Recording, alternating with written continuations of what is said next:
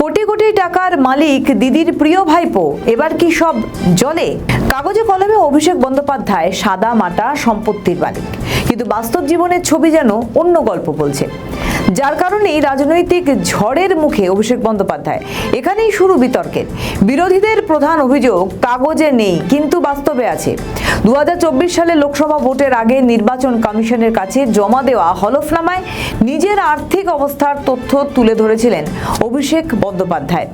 হলফনামার তথ্য বলছে যে অভিষেকের নামে কোনো বাড়ি, ফ্ল্যাট, জমি, গাড়ি কিংবা বাণিজ্যিক সম্পত্তি নেই। তবে বিভিন্ন ব্যাংক অ্যাকাউন্ট, বীমা ও মূল্যবান ধাতু মিলিয়ে তার অস্থাবর সম্পত্তির পরিমাণ কম নয়।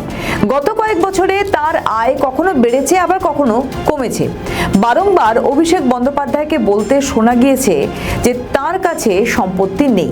তৃণমূলের সেকেন্ড ইন কমান্ড যা বলছেন তার সঙ্গে বাস্তবের রয়েছে আকাশ পাতাল তফাৎ। বিদেশ সফর, ইউরোপের দেশগুলিতে যাতায়াত, চার্টার্ড ফ্লাইটে ভ্রমণ, এই সমস্ত বিষয় রাজনৈতিক আক্রমণের কেন্দ্রে। প্রশ্ন উঠছে, যদি কোনো স্থাবর সম্পত্তি নাই থাকে তাহলে এই জীবনযাত্রার আর্থিক ভিত্তি কোথায়? অপরদিকে অভিষেক বন্দ্যোপাধ্যায় বাড়ি ছিল কড়া নিরাপত্তায় মোড়া। প্রশ্ন উঠছে, যদি কিছু নাই থাকে তাহলে বাড়তি নিরাপত্তা কেন? ইতিমধ্যে অভিষেকের স্বপ্নের বাড়ি শান্তিনিকেতন এখন প্রহরীহীন।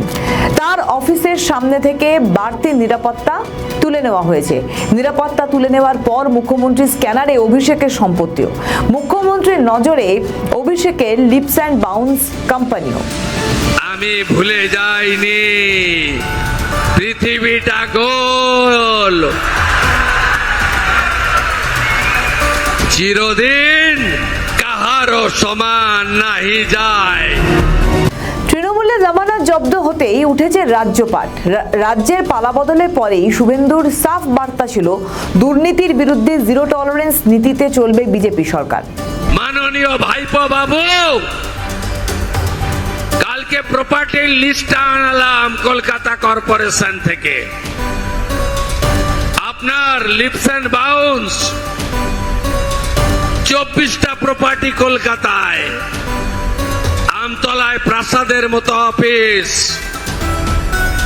কতজন ঘর ছাড়া আছে দেখান না আমাকে। কি করেছেন আপনারা আমরা জানি না। পুলিশকে ব্যবহার করে এই গুন্ডারা কি করেছে আমি জানি না। দুর্নীতি মামলায় বারবার আলোচনায় উঠে এসেছে লিপস অ্যান্ড বাউন্স নামক সংস্থাটি। ইডির অভিযোগ, ওই সংস্থার মাধ্যমে দুর্নীতির কোটি কোটি টাকা লেনদেন হয়েছে কিংবা সাদা করা হয়েছে। সেই কারণে ওই সংস্থার অফিসে তল্লাশি অভিযান চালায় কেন্দ্রীয় তদন্তকারীরা। বারংবার ডাকা হয় অভিষেক বন্দ্যোপাধ্যায়কে। কয়েকবার ইডির তলবে হাজিরাও দিয়েছেন তিনি। তবে অভিষেকের শান্তিনিকেতন তাবর তাবর শিল্পপতিদের হার মানায়। আর এখানেই প্রশ্ন ওঠে, একজন সাংসদের পক্ষে এই ধরনের বাড়ি বানানো সম্ভব? তবে দম্ভ, অহংকার, বিলাসিতা যে সময়ের ন্যায় হারিয়ে যায় তা তৃণমূলের সেনাপতির হাল দেখলেই স্পষ্ট।